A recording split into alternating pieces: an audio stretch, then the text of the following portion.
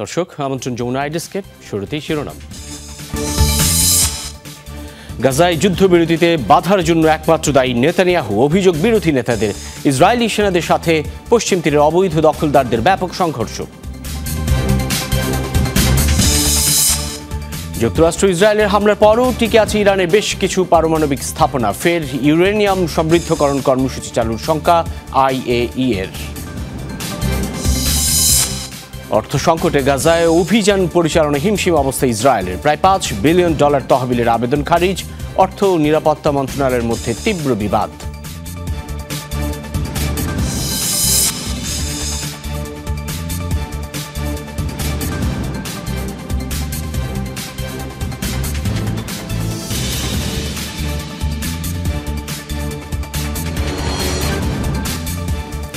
শিরোনাম দেখছিলেন। এসবের বিস্তারিত সহ আন্তর্জাতিক অঙ্গনের আরও খবর নিয়ে আপনাদের সঙ্গে আছি আমি সাইফুদ্দিন রবিন। উদ্ধত বেনিয়ামিন নেতানিয়াহুই গাজায় যুদ্ধবিরতি চুক্তির একমাত্র বাধা। নিজের বিরুদ্ধে চলমান দুর্নীতি মামলা ঠেকানো এবং গদি টিকিয়ে রাখার লক্ষ্যেই গাজায় যুদ্ধ জিইয়ে রাখতে চান ইসরায়েলি প্রধানমন্ত্রী, এমন অভিযোগ দেশটির বিরোধী নেতাদের। মধ্যস্থতাকারীদের একটি সূত্র জানিয়েছে, গাজা সংকট সমাধানে নেতানিয়াহুর উপর চাপ বাড়িয়েছে মার্কিন প্রেসিডেন্ট ডোনাল্ড ট্রাম্প। এবার কি থামানো যাবে ইসরায়েলি প্রধানমন্ত্রীকে? সাম্প্রতিক ইতিহাসের ভয়াবহতম আগ্রাসনের সাক্ষী গাজা। প্রতিদিনই নিষ্ঠুরতার নতুন নজির তৈরি করছে ইসরায়েল।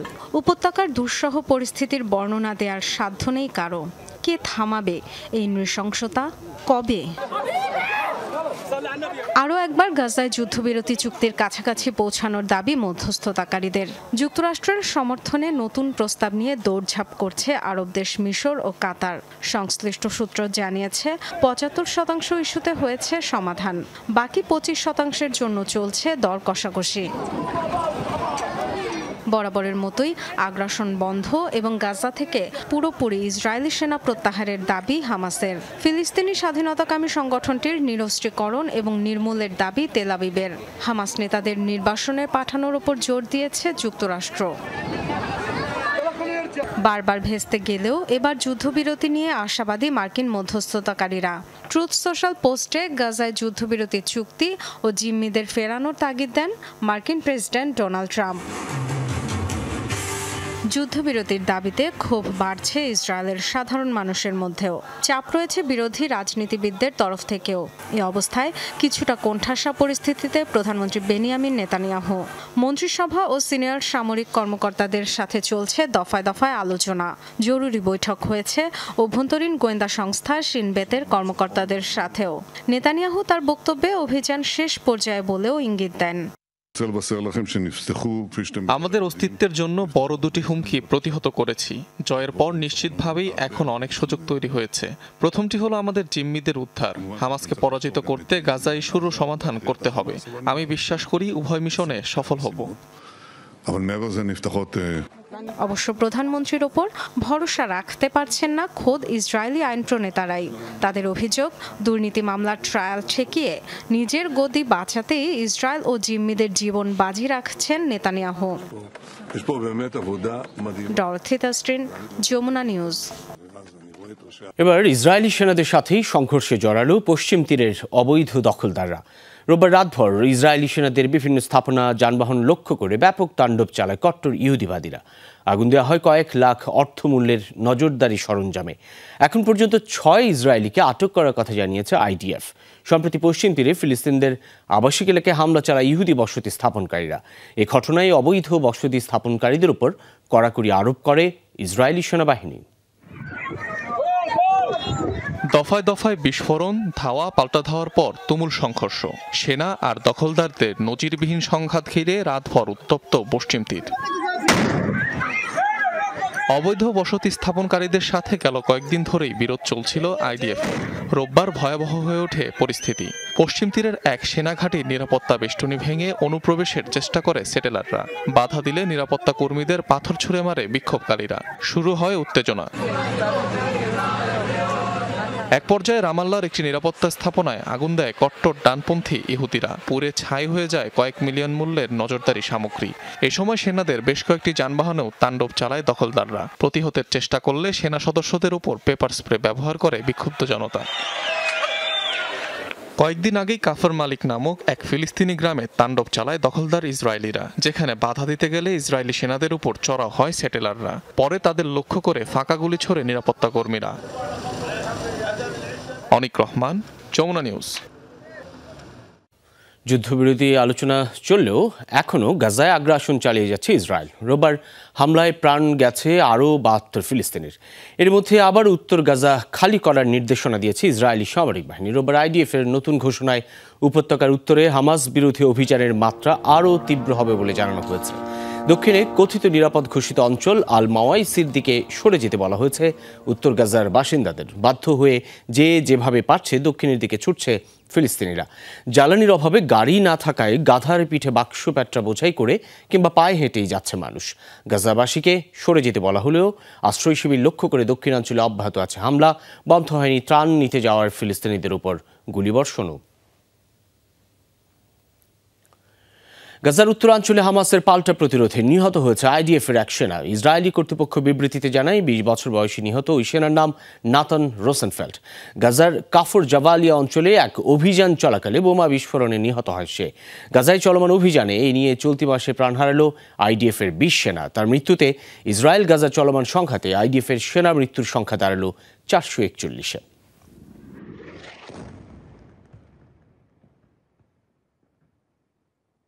যুক্তরাষ্ট্র ইসরায়েলের হামলার পরও কয়েক মাসের মধ্যেই ইউরেনিয়াম সমৃদ্ধকরণ কর্মসূচি চালু করতে পারে ইরান, এমন শঙ্কা জাতিসংঘের আণবিক শক্তি সংস্থা IAEA এর।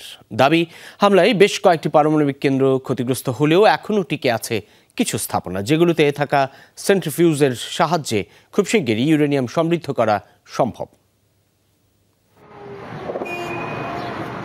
ইরানের গুরুত্বপূর্ণ সব পারমাণবিক স্থাপনায় দফায় দফায় ইসরায়েল হামলা শুরু করে ১৩ জুন। পরে যুক্ত হয় যুক্তরাষ্ট্র। টার্গেট ছিল সবচেয়ে প্রসিদ্ধ ৩ নিউক্লিয়ার ফ্যাসিলিটি। দুদেশই দাবি করে ইতিহাসের অন্যতম সফল অভিযান এটি, যাতে গুড়িয়ে গেছে তেহরানের সকল পারমাণবিক প্রকল্প।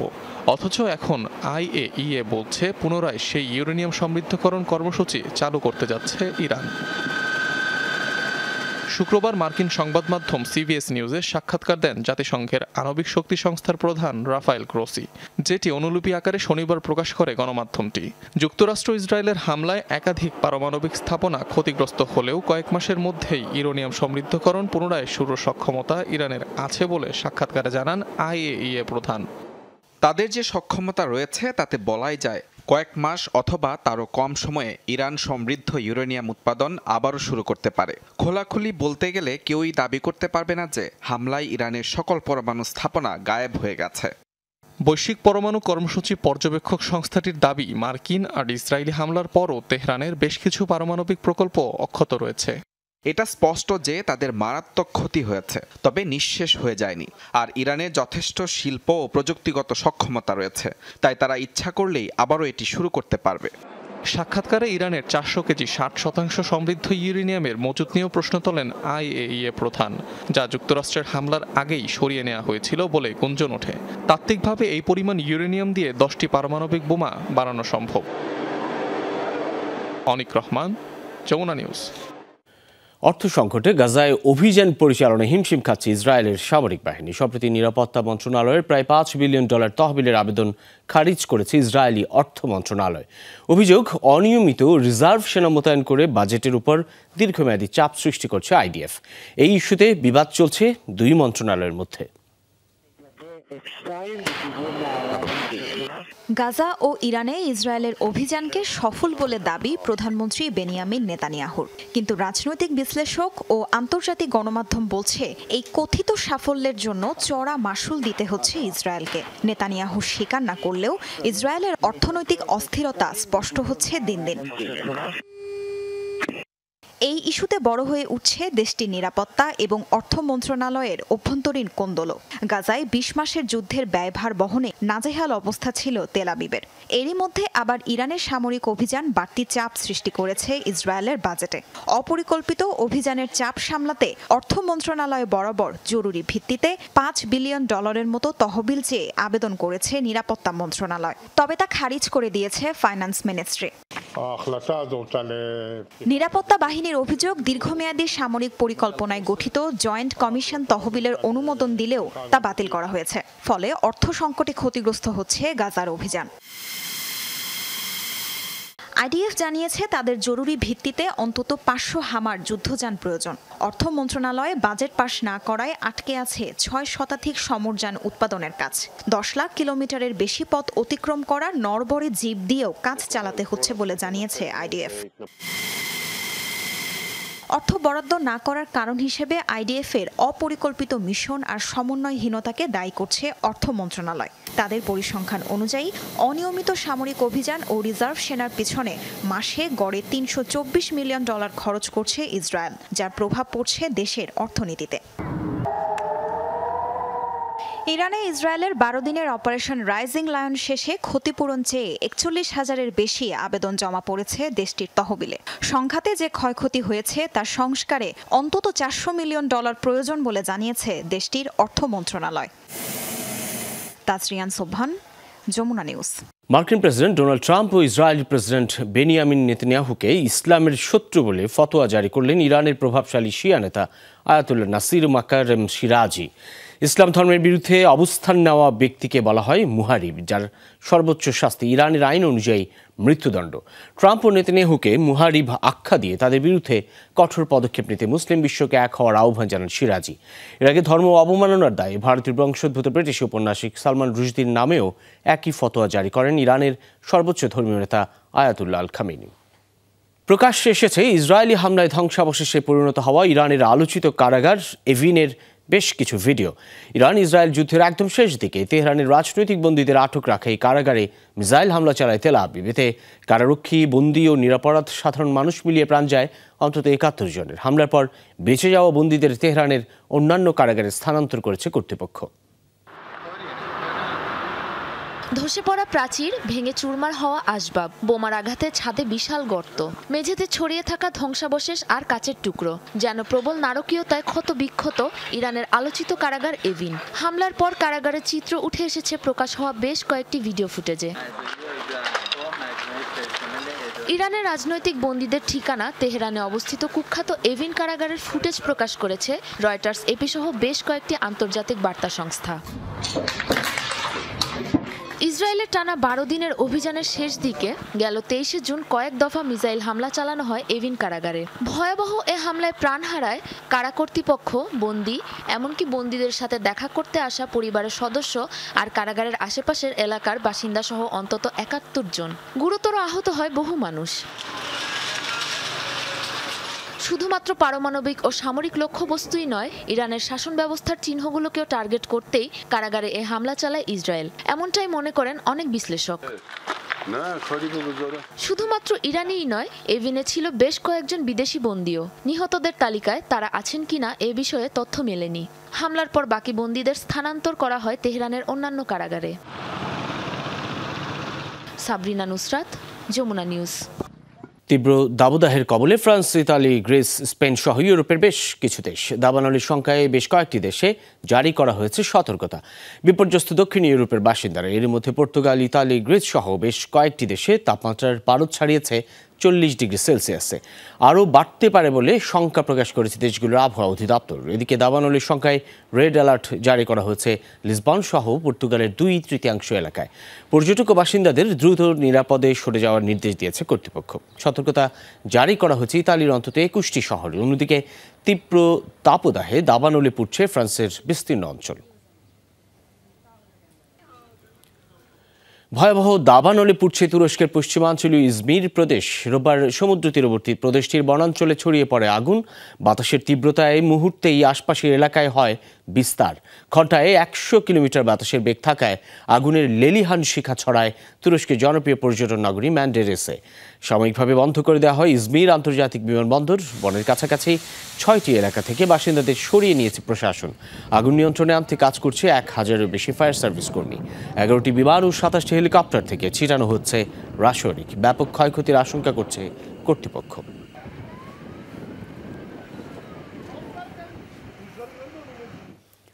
ল্যান্ডমাইন বিরোধী অটোয়া চুক্তি থেকে সরে আসছে ইউক্রেন এ সংক্রান্ত একটি ঘোষণায় স্বাক্ষর করেছেন প্রেসিডেন্ট ভলোদিমির জেলেনস্কি। রোববার দেশটির প্রেসিডেন্সিয়াল ওয়েবসাইটে বিষয়টি জানানো হয়। ইউক্রেন জুড়ে রাশিয়ার সবচেয়ে বড় বিমান হামলা চালানোর একদিন পার হতে না হতেই এই সিদ্ধান্ত নিল জেলেনস্কি প্রশাসন। ধারণা করা হচ্ছে মস্কোর এই বৃহৎ পরিসরের অভিযানের জেরেই এমন পদক্ষেপ নিয়েছে কিয়েভ। মাস তিনেক আগেই চুক্তিটি থেকে সরে আসার ইঙ্গিত দেয় আরেক রুশ সীমান্তবর্তী দেশ পোল্যান্ড। 1.5 শতাধিক দেশের সম্মতিতে 1999 সালে আনুষ্ঠানিকভাবে কার্যকর হয় অটোয়া চুক্তি, যেখানে স্থলমাইন ব্যবহার, জমা, উৎপাদন এবং স্থানান্তর নিষিদ্ধ করা হয়। ভারতের হায়দ্রাবাদে একটি রাসায়নিক কারখানায় বিস্ফোরণে কমপক্ষে 10 জনের প্রাণ গেছে, দগ্ধ হয়েছেন আরও বেশ কয়েকজন। সোমবার স্থানীয় সময় সকালে সিগাচি কেমিক্যালস নামের কারখানাটিতে এই দুর্ঘটনা ঘটে। বিকট শব্দে কেঁপে ওঠে আশপাশের এলাকা। মুহূর্তেই আগুন ছড়িয়ে পড়ে কারখানার অন্যান্য অংশে। খবর পেয়ে দ্রুত ঘটনাস্থলে যায় ফায়ার সার্ভিস ও নিরাপত্তা বাহিনীর সদস্যরা। কয়েক ঘন্টা চেষ্টার পর নিয়ন্ত্রণে আনা হয় আগুন, তবে তীব্রতা বেশি থাকায় ঘটনাস্থলেই প্রাণ যায় বেশ কয়েকজন শ্রমিকের। এখনও জানা যায়নি বিস্ফোরণের কারণ। ঘটনাটি খতিয়ে দেখছে কর্তৃপক্ষ। সুদানে স্বর্ণের খনি ধসে নিহত হয়েছে অন্তত 11 খনি শ্রমিক, গুরুতর আহত কমপক্ষে 7 জন। সুদানের আদবারা ও হায়া শহরের মধ্যবর্তী মরুভূমি এলাকায় অবস্থিত কারশালকফিল খনিতে বৃহস্পতিবার এই ঘটনা ঘটে। দেশটির একটি স্থানীয় খনিজ সম্পদ প্রতিষ্ঠানের বরাতে এই তথ্য জানানো হয়। প্রাথমিকভাবে সুদানের বেশ কয়েকটি সংবাদ সংস্থার তথ্য অনুযায়ী অন্তত 50 শ্রমিক নিহত। ধ্বংসস্তূপের নিচে চাপা পড়ে আছে অনেকে, এমন ধারণা করা হচ্ছে। এই ঘটনার পর জরুরি বৈঠকের আয়োজন করে খনিজ সম্পদ প্রতিষ্ঠানটি। জানা যায় ধসের প্রবল ঝুঁকিতে থাকার কারণে বন্ধ করে দেওয়া হয়েছিল খনিটি। এই ঘটনার পর ধসের ঝুঁকিতে থাকা খনির উপর নজরদারি ও শ্রমিকদের নিরাপত্তা নিশ্চিতের প্রতিশ্রুতি কর্তৃপক্ষের।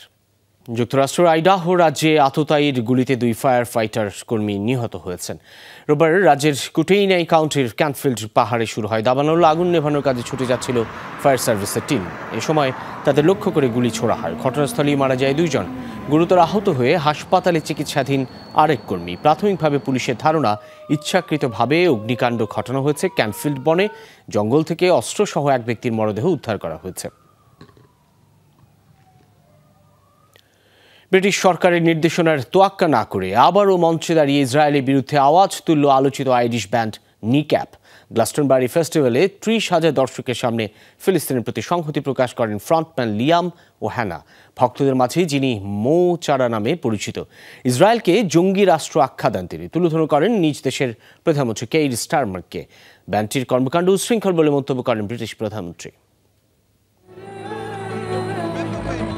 হাতে হাতে ফিলিস্তিনের পতাকা। নিষিদ্ধ আইরিশ ব্যান্ড নিক্যাপের গান শুনতে বিশ্বের বিভিন্ন প্রান্তে 30,000-এরও বেশি শ্রোতা দর্শক হাজির যুক্তরাজ্যের গ্লাস্টনবারি ফেস্টিভ্যালে। ঘটনার সূত্রপাত গেল নভেম্বরে। একটি কনসার্টে ফিলিস্তিনের সমর্থনে মঞ্চে হিজবুল্লাহর পতাকা ওড়ান নিক্যাপের সদস্য ফ্রন্টম্যান লিয়াম ও হ্যানা, যার মঞ্চ নাম মো চারা। এই ঘটনায় জঙ্গি তকমা দিয়ে তার বিরুদ্ধে অভিযোগ আনে যুক্তরাজ্য প্রশাসন। নিষিদ্ধ করা হয় ব্যান্ডটিকে।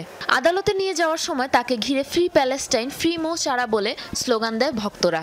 আগামী আগস্ট পর্যন্ত জামিনে মুক্তি পায় লিয়াম। তারপর থেকেই তুঙ্গে ব্যান্ডটির জনপ্রিয়তা। নিষেধাজ্ঞার পরও গ্লাস্টনবারি কনসার্টে শনিবার মঞ্চমাতায় এ ব্যান্ড দল। অবশ্য তাদের পরিবেশনা বন্ধের চেষ্টা করে যুক্তরাজ্য মিউজিক ইন্ডাস্ট্রির অন্তত 30 কর্মকর্তা। জবাবে ব্যান্ডের পক্ষে পিটিশনে স্বাক্ষর করে শতাধিক সঙ্গীত শিল্পী। মঞ্চে উঠেই ইসরায়েলকে সরাসরি জঙ্গি উল্লেখ করে স্লোগান দিতে থাকে ব্যান্ড সদস্যরা। ধিক্কার থেকে রক্ষা পাননি ব্রিটিশ প্রধানমন্ত্রী কের স্টারমারও। নিক্যাপের সাথে নির্যাতিত ফিলিস্তিনের জন্য স্লোগানে গলা মেলায় হাজার হাজার দর্শক।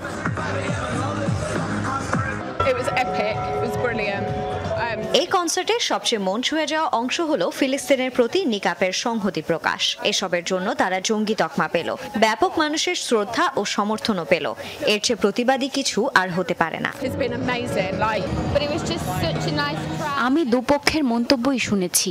আমার কাছে মনে হয় গানের মধ্যে নানা রকম ব্যঙ্গাত্মক কথা থাকতেই পারে। এটাকে এত গুরুত্ব দেওয়ার কিছু নেই। আপত্তিকর শব্দ ব্যবহার না করেও নিজেদের রাজনৈতিক মতামত প্রকাশ করা যায়। নিক্যাপের ঘৃণা প্রকাশের ঘটনাকে প্রচণ্ড অশোভন ও উচ্ছৃঙ্খল হিসেবে মন্তব্য করেছেন স্টারমার। আত্মপক্ষ সমর্থনে পুরো ঘটনাটিকে নিজেদের পরিবেশনার অংশ বলছে ব্যান্ডটি। সাবরিনা নুসরাত, যমুনা নিউজ। যমুনা আইডিয়াস পর্যন্তই এতক্ষণ সাথে থাকার জন্য ধন্যবাদ সকলকে।